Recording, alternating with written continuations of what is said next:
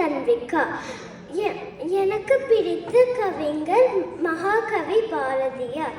எனக்கு ஏன் மகாகவி பாரதியார் பிடிக்கும்னா, பெண்களுக்கு எதுக்கு படிப்புன்ட்டு கேட்டு வீட்டில் பூட்டி வச்சுருந்தாங்க. அந்த சமயத்தில் மகாகவி பாரதியார் தான் அவரோட எழுத்தை வச்சு அதை மாற்றினாரு. அதனால தான் எல்லா பெண்களும் நல்லா படித்து முன்னேறியிருக்காங்க.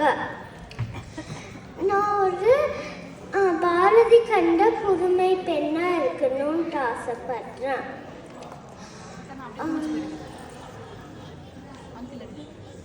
அதுக்கப்புறம் மகாகவி பாரதியார் நிறைவேற்றம் பற்றி ஒரு பாட்டு எழுதினார்.